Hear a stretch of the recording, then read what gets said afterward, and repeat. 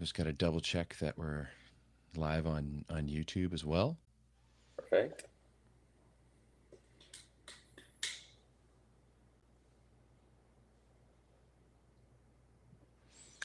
And we are. What's going on, ladies and gentlemen? How we doing? It's been a little while. Today I am joined by a new face, a new guest, one of my favorite TikTok follows. I know I'm always entertained when he comes across my feed. Today we have Canaan joining us to talk a little bit about the U.S. women's national team. So just as people are filtering in to the stream here, first and foremost, Kane, welcome. You and I got connected when we did an NCAA draft earlier this week with Around the Block. I've been seeing your stuff on TikTok for a while now. You were very opinionated during the VNL. I like that. You ruffled some feathers. So I'm hoping you could do the same thing here again today. Sounds great. I'm super excited to be here. Um, Always liked your content, and yeah, super excited. Glad the World Championships are starting, and just super excited to dive in. Yeah. I mean, hey, we're already kicked off. We've got our first day of competition down. U.S. has a nice little 3-1 win against Slovenia. What was your first impressions on this match? My first impressions, honestly, was that there was, to me, no shock on the lineup he went with. I think it was pretty obvious after towards the end of the VNL what he was going to go with. Um, I just said like earlier, there's good wins and bad wins, and to me, this was other than set four, which was obviously like totally all USA and mostly Slovenia just making a bunch of errors. I thought sets 1 through 3 were just like bad play from us as a whole, and I felt like there was not the right subs being made to fix that early enough. So you don't see that like fourth set success as USA like finding their groove and finding their rhythm and starting to impose their play style on Slovenia? Um, no, I think a big shift personally when I was watching was like Morgan Hintz, which I was very shocked. That I think that's maybe the first time I've ever seen the USA make a libero switch mid game. It Hmm. was definitely necessary, but I think her presence brought a lot of change. But overall, like there was a lot of misconnects in that fourth set for Slovenia. I feel like the outside and the middles were not. There was a lot of like just oversuits on the setting, and I feel like they just kind of like lost it. I I don't necessarily think we necessarily played a ton better. I think that Morgan Hintz was a big change, but overall, I think other than her, like we didn't do too much more than we had been other than that. Yeah, Lexi Rodriguez really wasn't that strong early on, which is weird because I thought that she was the strongest of the three liberos that we saw for the USA throughout the VNL. I personally, I think that she will be good. I just think that she needs a lot more professional experience, international experience. Her serve receive was to me super shocking in the VNL. It was very, very good the whole time. And I just feel like defensively she is like very out of position. I've commented that on my socials a lot, how I think that she like down the line, she's 3 feet inside the sideline, and then cross court, she's almost like a step behind the block and getting beat to her left. And I feel like Morgan defensively is just like a ton better. All right, fair enough. I mean, I think I disagree a little bit. I thought Lexi, like Lexi, especially, if you, I don't know if you know this about me, but I love stats, and especially when looking at Lexi's stats from the VNL, like she was actually one of like a top 10 defensive player in the VNL. I think she was making like over 10 defensive plays a set. Which is unreal. So I think that position I thought that position was a little bit done and dusted as Lexi is the number one. And I think today's match is that one little thing that kind of opened up, like maybe it could go either between Lexi or Morgan. Yeah. I definitely think it's both of them. And I think the biggest thing is I'm never hating on Lexi. I think that she has like mad potential to be like the successor. I just think right now, like in those tough moments, I wanted to see her kind of like dig out of it. And it's like she just couldn't. And I feel like at Nebraska, Lexi did a really good job poaching balls and servicey from the outsides. And I feel like she's very much like it's like if it's not in her lane, it's not her ball right now, which is it's fine. Maybe she was told to do that. I mean, we don't know that, but I feel like Morgan comes in and set three and immediately first ball jumps in front of Franti and is like, let me pass this and dimes it. And it's just like louder. I feel like Morgan just brings more of that Libero presence right now. Not that I think Lexi can't. I just think Lexi needs a little bit of growth there personally. Yeah, maybe it was just a bit of off game there. Mm. Offensively, led by the Skinners in this one. Avery with 15, Madison with 13. How do you think they did? Avery, to me, I think she's a lock. I think, she has her moments where she's off, but she's usually overloaded with sets. Poulter goes pretty heavily outside dominant, other than today. This was a mad shock that she's at the middle that much today. Maddie usually struggles off of Poulter. I think Poulter's setting overall is severely low and severely inside the pen. But Maddie seemed to find it offensively a little bit more. I don't know exactly what her hitting percentage was, but I think it was definitely her best game off of Poulter. And that's a lot of kills, but I still feel like she was getting blocked a good amount more than I would like. Yeah. Seven errors altogether, unforced and blocked for Maddie in this one. Yeah, I think Maddie is definitely like, she has the potential to be the US's like Egonu or Vargas or on top of her. Whoa.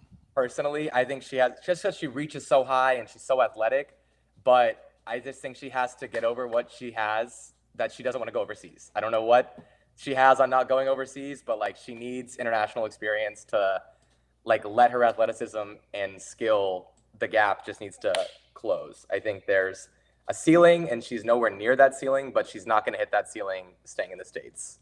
You don't think League One can provide that type of competition just yet?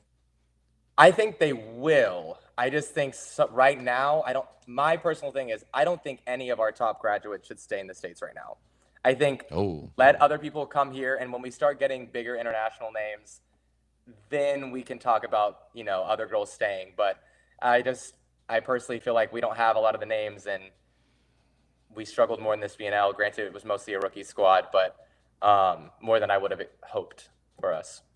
Fair enough. So, but like with that's not what's happening. Like the majority of the top recruits have been staying right in League One, and then even more so in the PVF.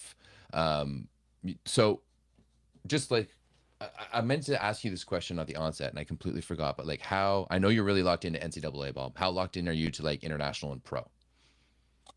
I try to follow it still. It's kind of hard because I can't always like find the games or having to go back and watch them while everything else is going on. So yeah. I know like a lot of the top players and top teams, but I don't know a ton like, some of the people, some other people do.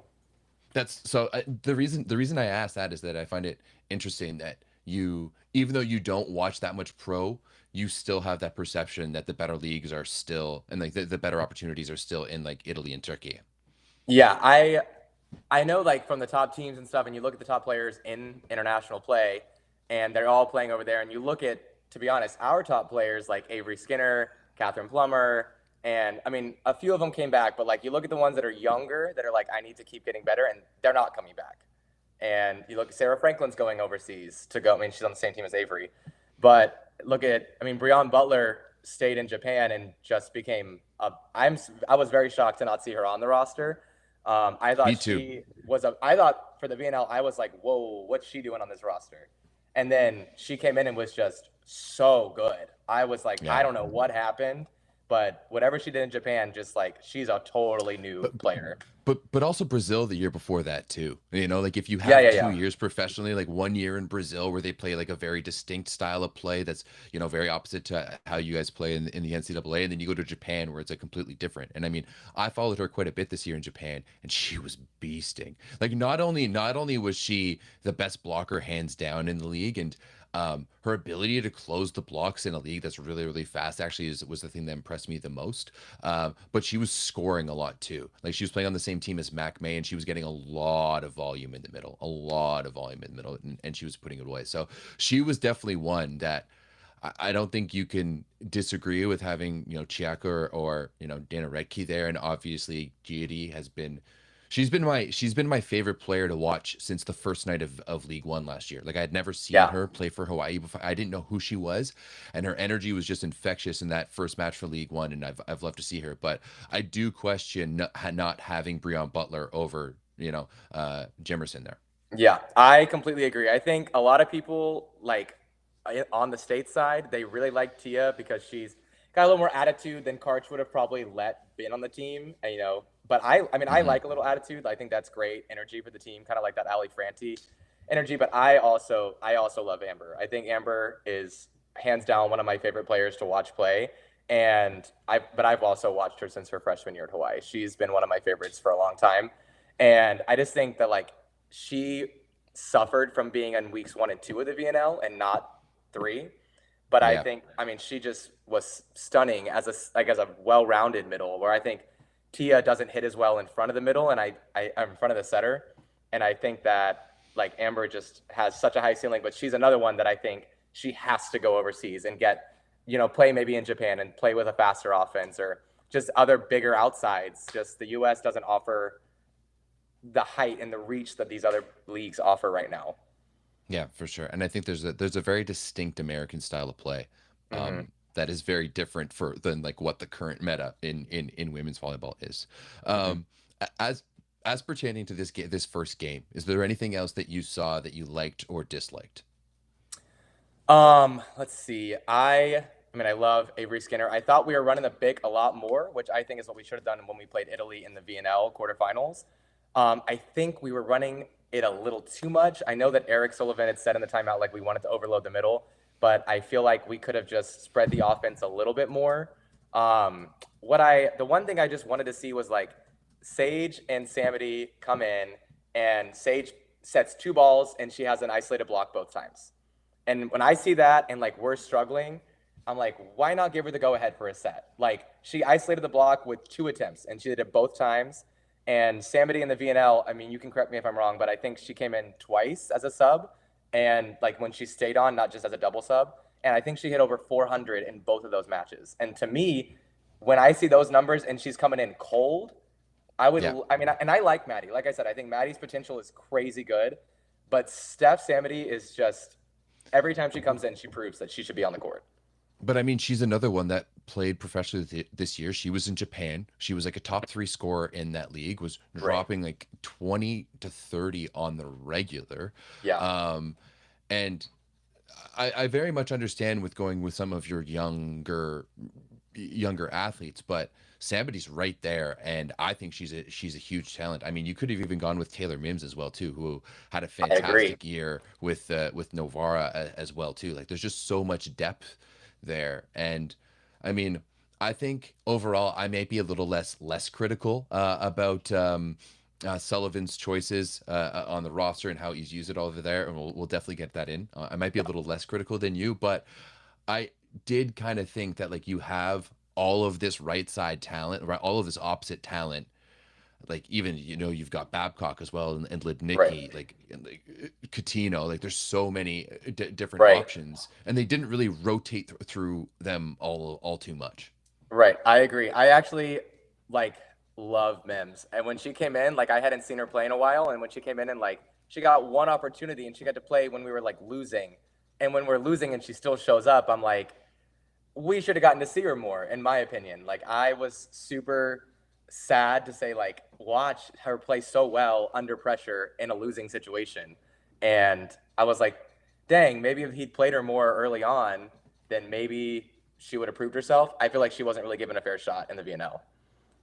But I do agree that our right side is very deep, very deep. And I mean, I personally think Kennedy Martin from Penn State is a top-notch person, and I can't wait to see her on the team as well eventually. I mean, that makes sense. You did pick her first overall Yeah. in our NCAA draft earlier this week. If anyone wants to check that out, it's over on the Around the Block over Yeah. from yeah, Around the Block. Sorry, Yeah. boys, I apologize if I'm butchering your channel name, but go give them a follow, check it out. We're gonna be playing fantasy all year long. So it's already week one. I've only got one player playing. I know I had to make some changes to mine too for that reason. Oh, yeah. So you already made changes to your roster? Well, I didn't send it to him till like yesterday night, and I was like, I gotta look at who plays when because I had 2 girls that like weren't playing, so I was like, I gotta make some Oh, subs. okay. I mean, yeah, there's only like 2 matches this Yeah. weekend. So, um, overall, this American team is going through this youth movement. It's a huge change in like roster, coaching staffs, philosophies, everything like that. Now, obviously, we talked about I've very much enjoyed your TikToks throughout the summer. Give us like what was your overall impression of the USA? Just their play style and how they went about the VNL. So for me, I was less critical than I think some people were of Eric Sullivan. Like there was definitely moments where I was like, okay, dude, what are you doing? But I think for the most part, I liked bringing in a bunch of fresh talent. And Yeah.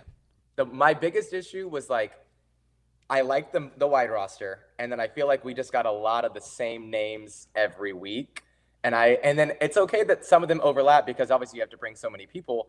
But then I was like, why are we playing the same outside that's not getting it done when we have other girls that could get a fair shot, or like the younger talent that could be using this time to develop when she's, so and so has proven that they're not developing, So I think overall, I feel like he at the beginning of the VNL was stuck in like trying to be Karch, and Hmm. I know Karch is one of the the greatest for USA, but I was very critical of how Karch coached, and I feel like he never made any subs.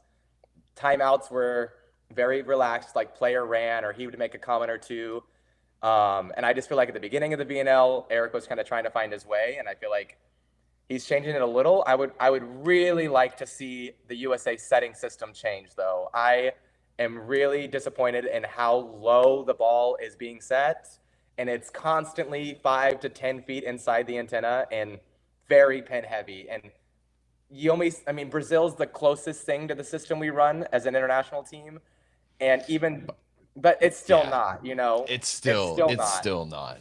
And Yeah, I just don't get it. Like, I don't get when we have girls that touch over 11 feet and we're putting them this high over the net. It doesn't make sense to me. They never will. you're a big fan of GMS, eh? I like GMS's. Yeah. I mean, I personally coach very GMS for like back row, but I think offensively, the GMS definitely has a lot of flaws for me personally. Yeah, it doesn't. And this is where I start looking at the American style of play that is very collective. It's very like score by committee. Whereas like the current meta in women's volleyball is kind of like two things. Like one, you have a dominant opposite, right? Hmm. You have a Nagono, you have a Vargas, you have a Hawk, you have like a Kira Van Ryk in Canada, a Boskovic, or you have really good ball control and run a really fast offense to the pins, but that Yeah, offense needs to get outside. It needs to exactly. get to be at that height. It's one thing that I really saw watching Anna Schmreck play for Team Canada this year in the VNL, and just watching how she moves and like where she's expecting to get that ball. I just find it very formulaic, and that doesn't necessarily work once you get to professional and international ball. Agreed. I feel like, and also like sometimes setters want to push that system so hard that they lose a bunch of technique. Like I saw Poulter setting over her left shoulder to set a slide like 3 times today.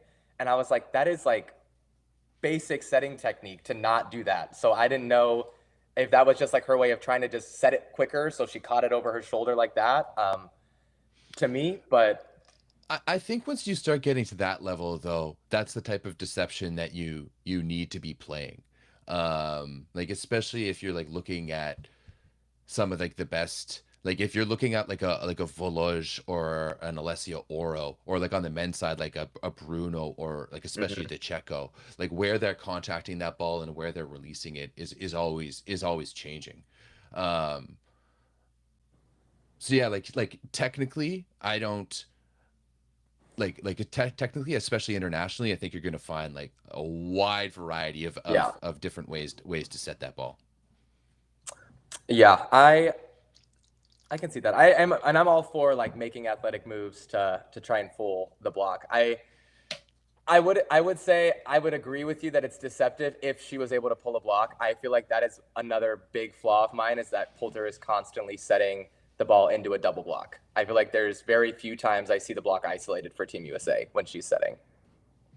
Yeah, I really want to go. I think after, at some point I'm going to watch a bunch of USA stuff on Volleymetrics so I can get that behind angle, just to see actually how she's spreading out that offense. Because today, you're right. Like if you look at the where are the attacking numbers here?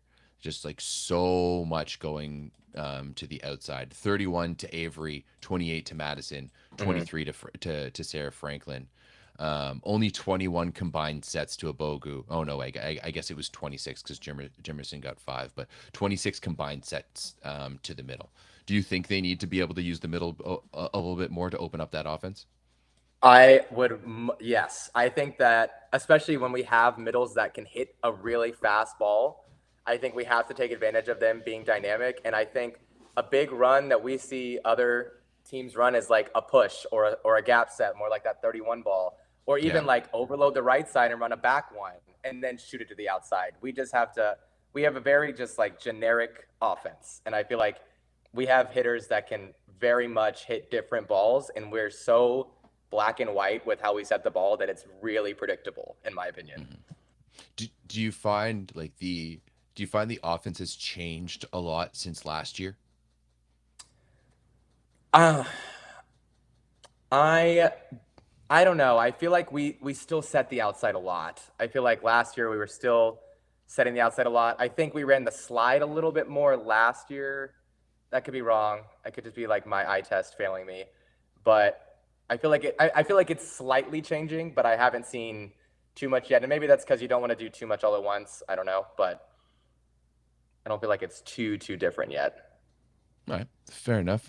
One thing I do want to address something in the chat. Luke was saying if Maddie stays in America every season from now into the Olympics, she won't make the Olympic roster. And I'm going to disagree with that because I do think that the majority of players, um, the majority of the American players are going to stay and play in League One just because of like what's at stake of building that Yeah. league.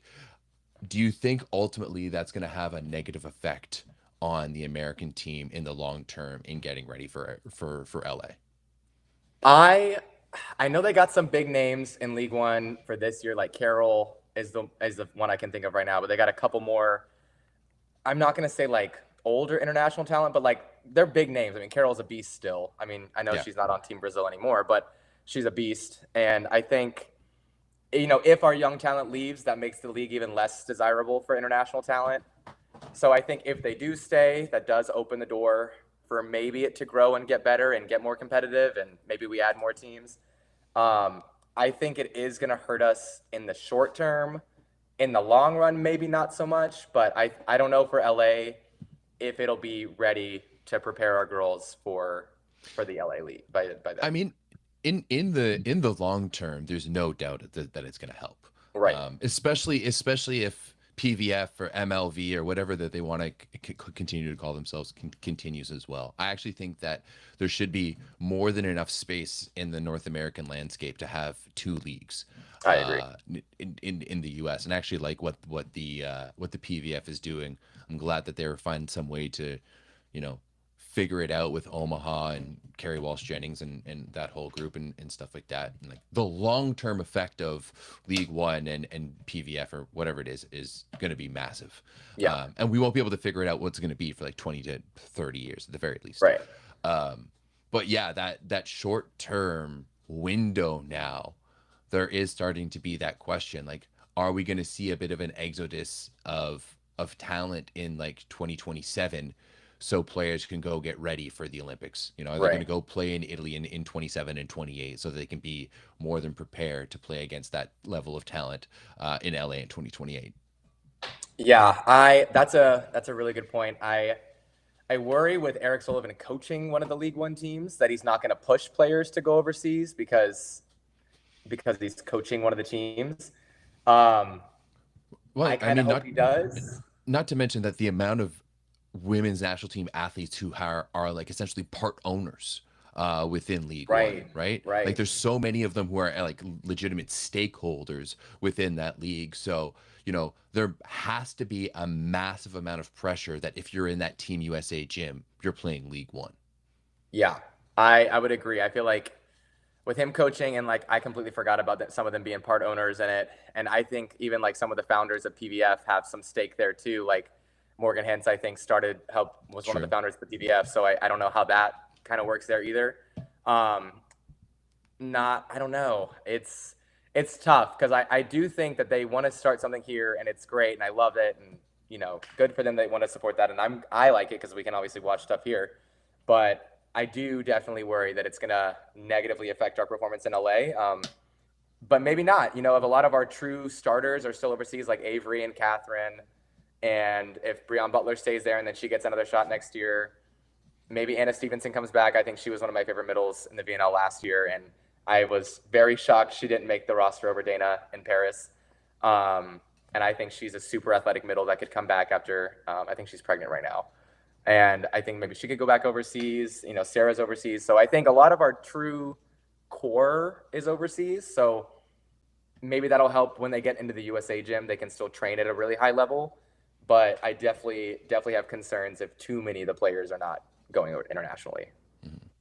So we have Berkay, who's one of our favorite residents, Turks, in the chat, talking about disagreeing that if there's two leagues out there, it's a good thing, saying that tier B leagues don't improve anyone, and dividing investors and fan bases doesn't make much sense either.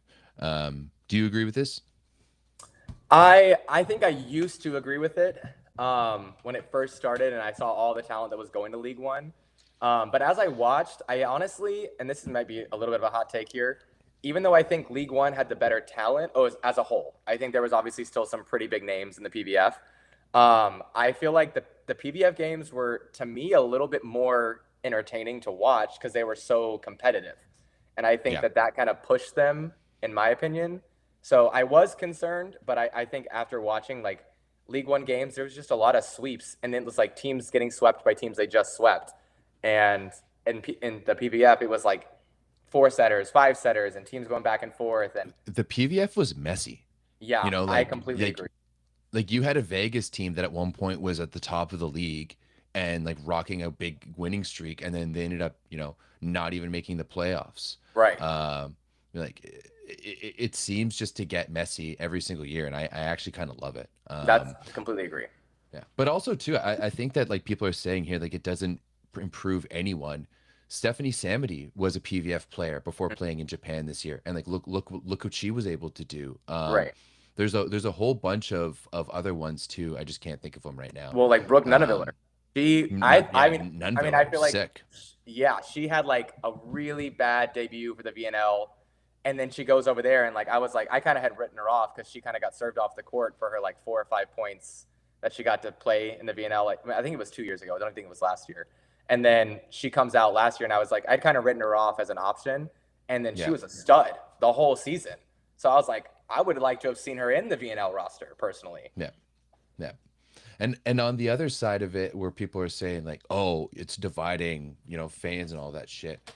I will say this: I don't know whatever you guys do in Europe, with all of your communism over there. I'm joking, but basically, in the history of North American sports, there's never been a sports league that's come up without having a competing league that it's either had to shut down or absorb at some point. It happened in hockey, it happened in football, it happened in baseball, obviously it happened in the NBA. The only one is the MLS, but the MLS isn't still viewed as a real sport, right? When you have two competing entities, you have two people who want to beat each other.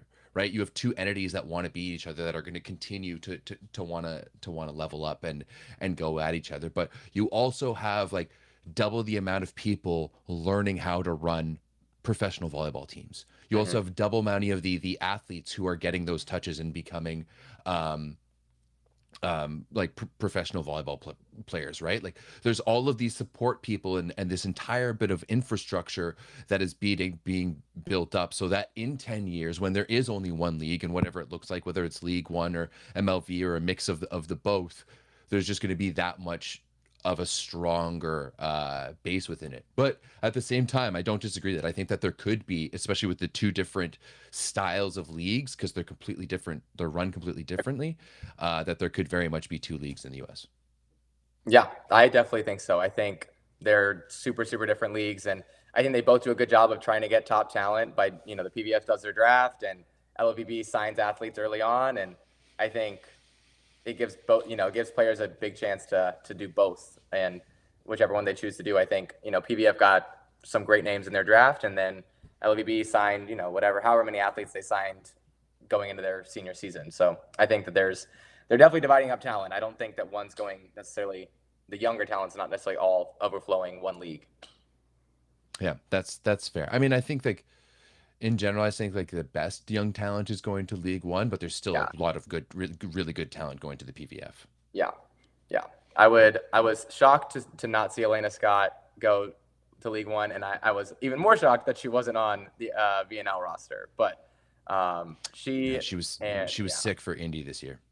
Yeah, she was. I mean, her numbers just don't lie, and she, to me, is up there in the top 3, and she should have been given a shot. But it's neither here nor there right now, I guess. A lot of talent out there for you guys. Where are you from again? So I'm from Kentucky, but I currently live in Tampa, Florida. Oh, sick. But did you go to University of Kentucky? Like, Yeah, do you know I was. any of I was those at Kentucky girls?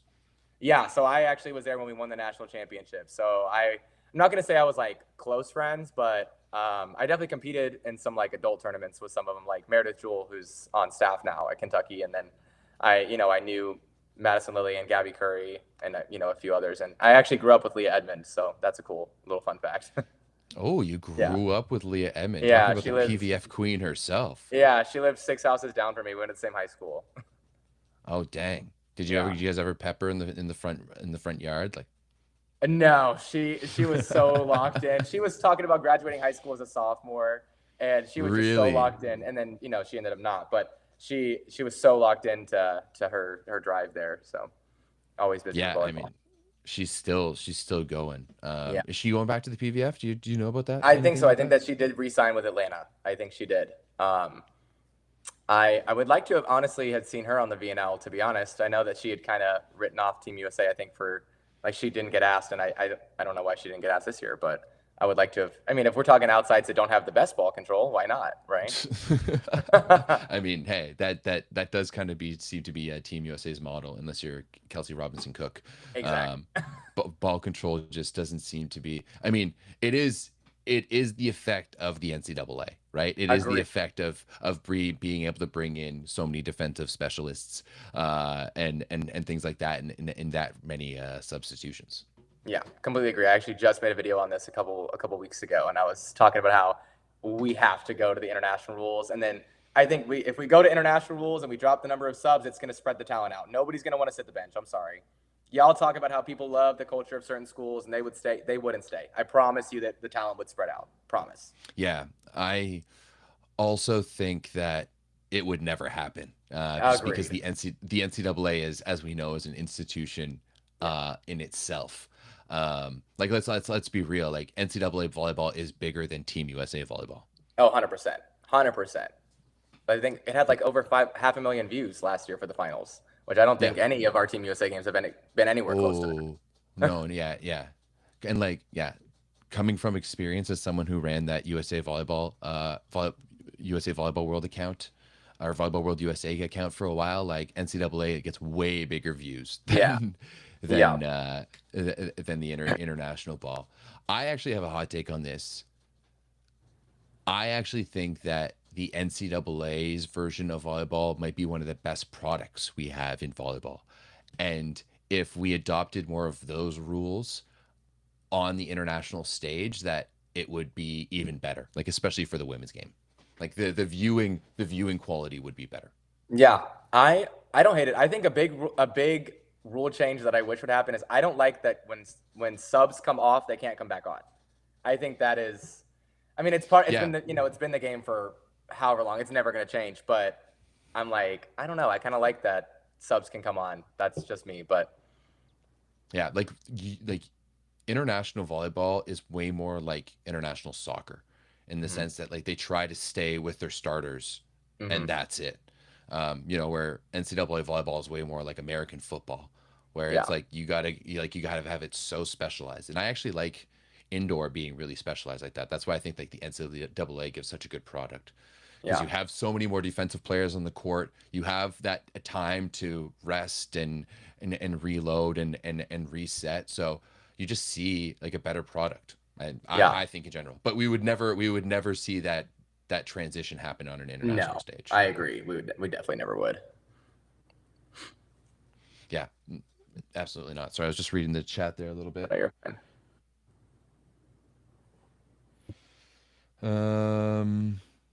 Yeah. Now looking forward to this tournament, obviously, USA is in Pool D. They have the Czechs, who they lost to in the VNL, and Argentina, who just beat Czech Republic. Is there any chances that this team doesn't make it through? I seeing that he was, to me, I was blown away at pulling Lexi today. Like I said, it was definitely a one-off for her. I don't think that's a rule of thumb for her. Everyone has an off game, but it spoke like wonders to me that he was willing to make that sub, and I think knowing that he's willing to make subs is huge, because I think we have the squad. I honestly think outside of like two people, this is the squad I would have taken from the wide roster. Who's the So two? I would have probably taken. This is a hot take. I would have dropped Poulter. I wouldn't have even brought her. I would have brought Rachel Fairbanks and SKT. And then Okay. I maybe and the thing is the middles are so deep and they're all good, but I think I maybe would have dropped Dana for Butler personally. But Dana. yeah, but she's honestly been playing well. So like she always proves me wrong every time I talk about her.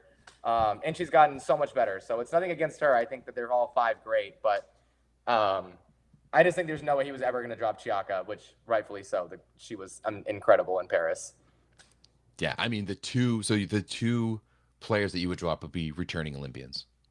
Yeah, they would. I mean, or Tia. I would either drop Tia or Dana.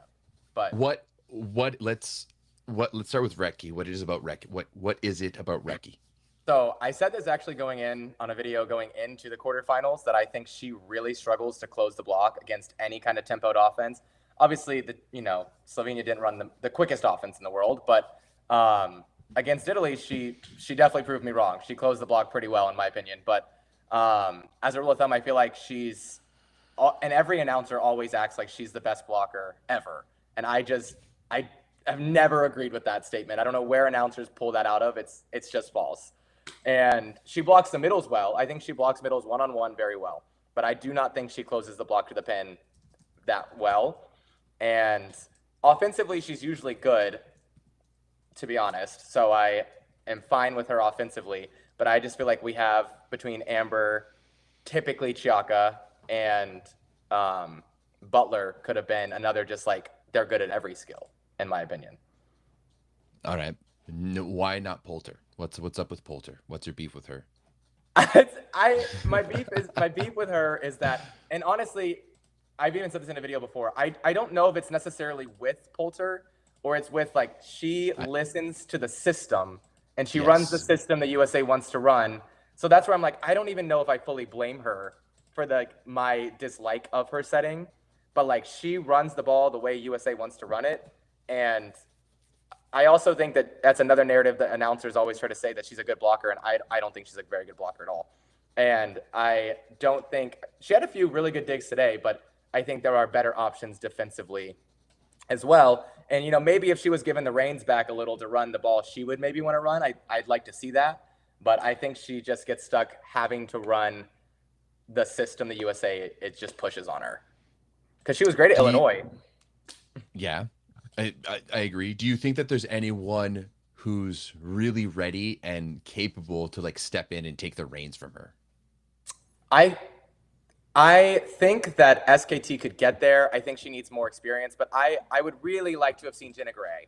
I would really like to have seen Jenna Gray play. I've heard she's had some really good seasons professionally, and I just feel like I don't know why we didn't get her last VNL. We didn't get her this VNL. I knew she had some sort of injury this year, but yeah. I've heard she's gotten so much better, and she was great in college. So I just don't know why we haven't given her a shot yet.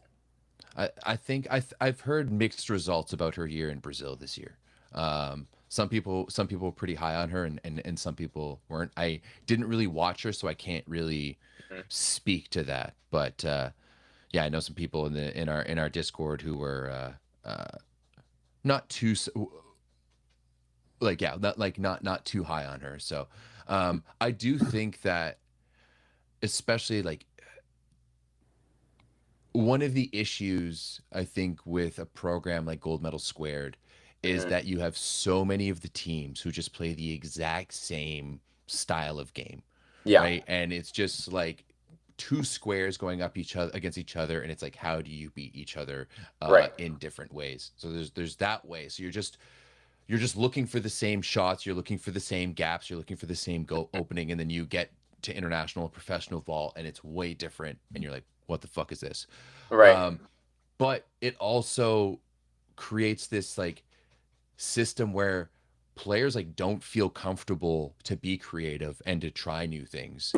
Right. Um, and because of that, like I think the US for like what the NCAA is should be a juggernaut in creating like quality talent. Like there should Yeah. be like why isn't one of the best setters in the world American? I honestly, I don't know if I have a good answer for you. Like I feel like it's maybe just the training in the gym, and I think a lot of like what I'm seeing, like when we saw Rachel come in the VNL, and like she kind of started to look a little bit more poultry. It's like I feel like a lot of the younger setters are learning that if they can just set the ball that he wants to set, that it's gonna get them playing time. I don't know if that's like a little bit of a hot take there. I think it's very robotic, the USA system, and what they expect from the players. And I agree with you that they should be giving players a little bit more creativity. Like we don't recycle the ball at all either, and so like there's just a bunch of skills that the USA should be taking full advantage of that we just don't take advantage of. yeah, that's really fair. Have you looked at like the format for this tournament at all? Do you know how it works? No, actually, this is like my first year really watching the World Championships. So I'll break it down for you. Historically, the Volleyball World Championships in general are the worst formatted tournament I've ever seen. And that continues to be the case this year. So I'll break it down for you. Let me tell you, how do you think? First and foremost, it's increased from 24 teams to 32. Were Okay. any of those 8 teams we added quality? No. So if you look down like the pools, there is no quality games essentially throughout the entirety of the first round. Um, like all 16 of the VNL teams are spread across 8 pools, so there's only like two of them per pool. Gotcha. Once once you get to the round of 16, it's already set up. So like A1 plays H2, H1 plays A2, all of that stuff. But you're essentially like in a pool. So like pool A and pool H are playing each other. So if 2 teams from your pool win the first round, you're gonna move like you have to play the same team right again. Like everyone is in the same thing, Okay. Yeah, yeah, yeah. and there's like no crossover over of it. So we won't have really any quality games in this tournament until like maybe the round of 16, but definitely until the quarterfinals. Mm. And everyone knows that Brazil and Italy are going to meet each other in the semis. Oh So wow. the US, if they win their pool, they will be D1. Let's see, they will play against E2. So they'll probably play against Canada, Bulgaria, or Spain. And if they win that match, they will probably play against Turkey in the quarterfinals. Okay. Yeah. So the Canada could be good because I mean obviously y'all are missing Kira, but um Well, no, we're not going to be good. We're like we don't have Bree, we don't have Kira, we don't have Alexa. Like yeah, your roster if looking a little stacked. if we had Kira and Alexa and Yeah. Bree, and we were running in with it, and we had Geo, like I would be like, yo, low key, we might be able to beat Turkey. Like Yeah. low key, we might be able to sneak one by them. But we don't have Kira, and we don't have Alexa, and we won't have Bree. So it's going to be a straight youth movement. Oh, okay.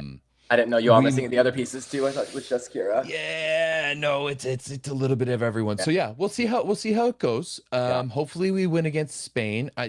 Even Bulgaria, I think, is a bit of a toss up. Like Mm, it took a Herculean effort from Kira for us to mm. beat them in Ottawa in the VNL. So I don't know. I don't think we're gonna do too good. This is a very much of a learning Yeah. VNL for us.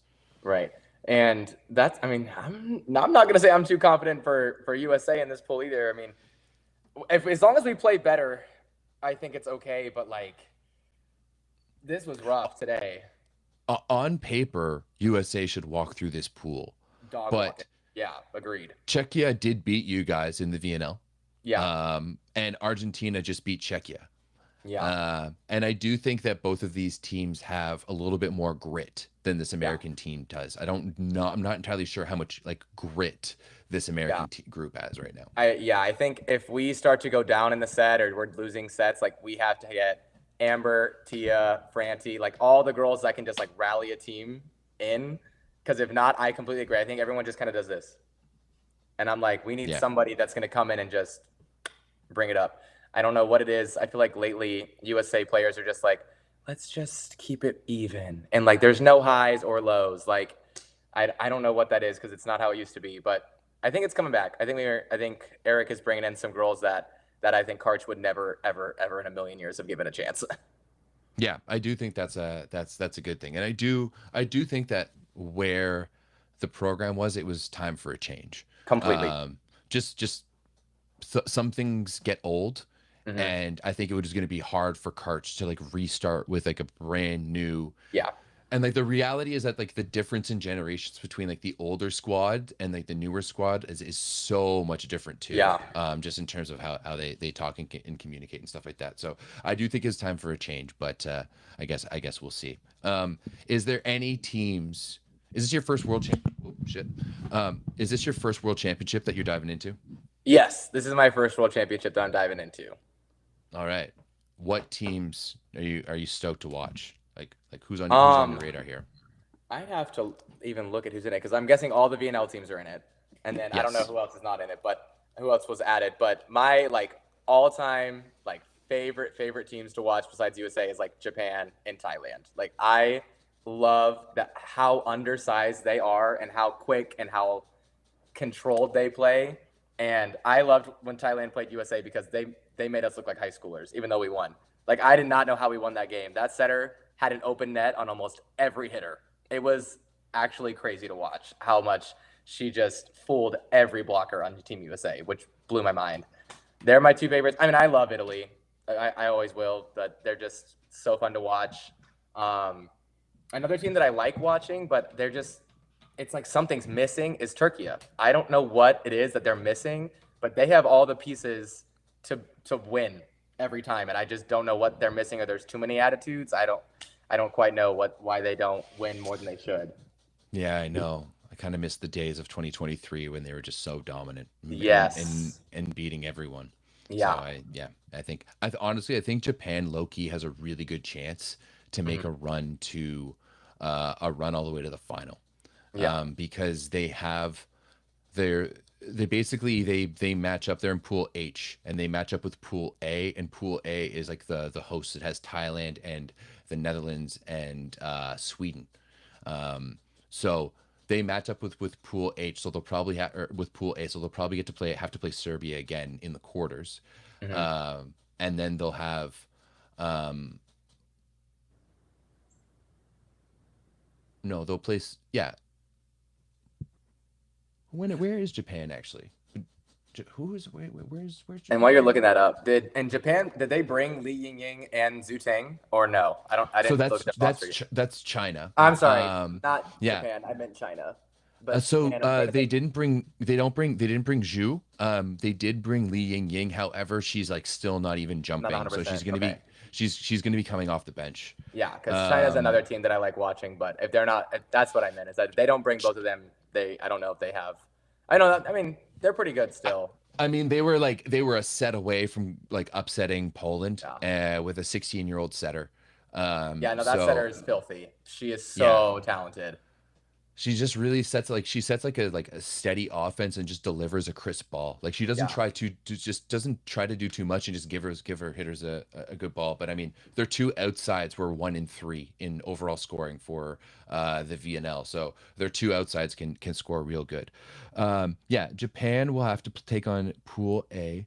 And then yeah, in the semifinals, they'll take on the winner of Turkey and USA. Hopefully, USA. Um, that's why it's kind of wild because you have um, uh, Brazil and Italy On the same. are on the same side of the bracket, along with Poland and who's the other one? B and G.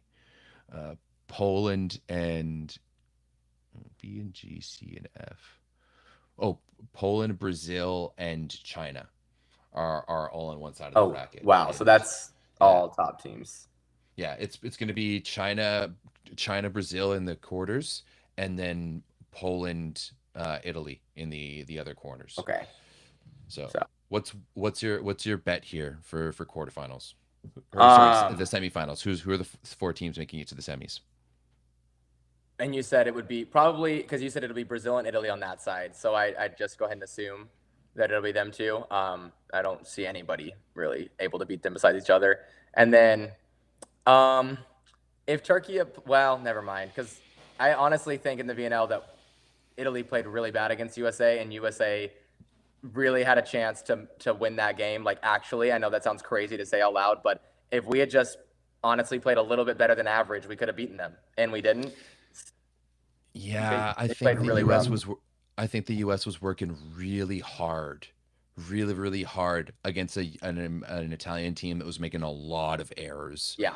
Um, so yeah, So like that if they were going to have any opportunity to beat Italy, it was going to be that one. completely agree. And I think so. Knowing that, I mean, yes, we have a little bit of a better. No, it's pretty much the same roster. Yeah.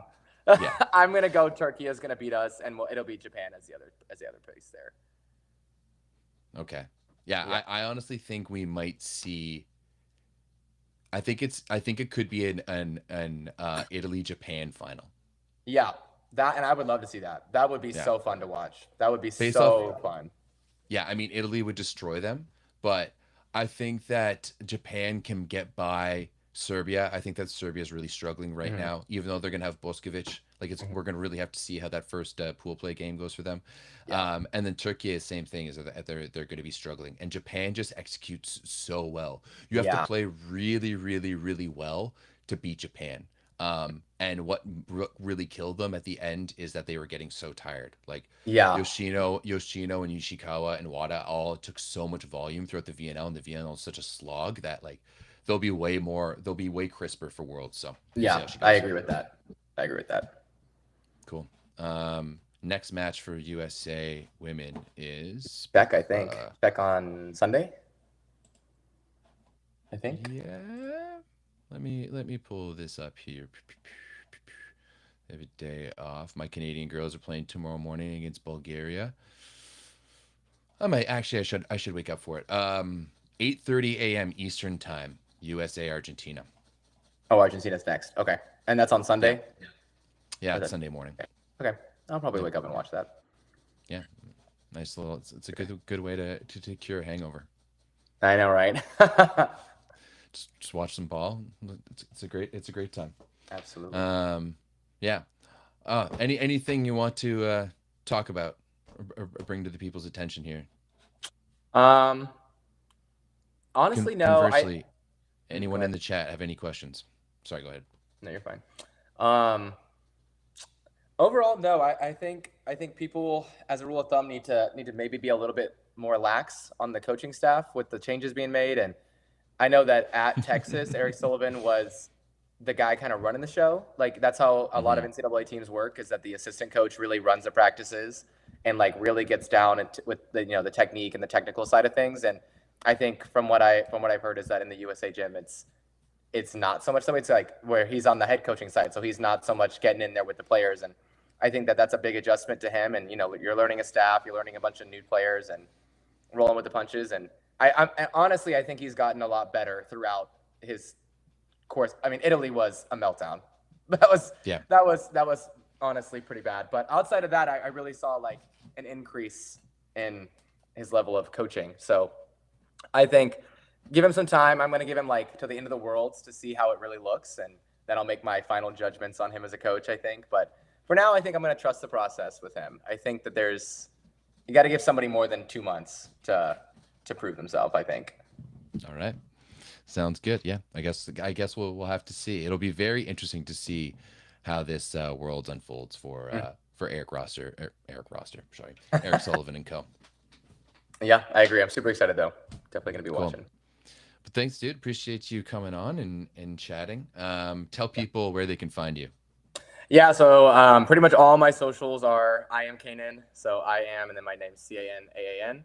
And I'm on TikTok. I'm about to start posting all my stuff on Instagram. And I mean, I'm on Facebook, but Instagram and TikTok is the way to go. Yeah. I'll probably start using Twitter a little bit, same username. But for now, I just use TikTok and Instagram. And yeah, I'm on there. I post like 3 times a day on TikTok. So come chat. I respond to pretty much everybody in my comment section. So love to talk to everybody. Lots of new faces. I love to get nitty gritty with it. Cool. Are you in the Discord yet? Are you in my Discord? Do you use I'm not, but Discord? now that I know you have it, I'm going to join it. You should. I would suggest, my suggestion is make like a public account and then also make like a burner account. Okay. Because like it gets pretty chippy in there sometimes. Yeah, Especially that's happening. especially those Americans, but I feel like you can I feel like you can definitely hold your own in those chats. Yeah, but the burner account sounds nice. People also think I'm on Volley Talk, and I'm not. I'm not on there. I No. don't read it. I don't care to read it. Volley Talk is a cesspool, man. Like It is. People that's send me screenshots, but that's of me. another level.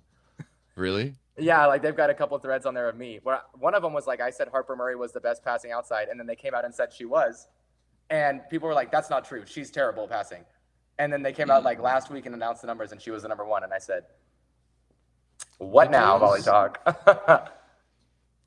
That's awesome. You should make a TikTok about that for sure. But yeah, you should definitely join the Discord and come talk shit. Yeah, I definitely will. Definitely will. Cool. Awesome. Well, thanks, dude. Really appreciate you joining and chatting today. Hopefully we get to do this again sometime soon. And also check out our NCAA fantasy we did with Around the Block over here on YouTube. So it should be fun. Yeah, thanks for having me. And yeah, anytime you want to do this, I'm very down. Love talking about volleyball. So anytime. Oh, all right, cool. All you people, all you pheasants, love to see you. We'll have a lot of stuff coming out for Worlds. I will unfortunately be missing like the quarterfinals, the semifinals, and the finals because I'm going camping. So yeah, women's Worlds will unfortunately be a little less covered, but we'll definitely be doing some stuff and then go full force for the men. Love you all, and we'll see you soon. Bye. Bye. Oh.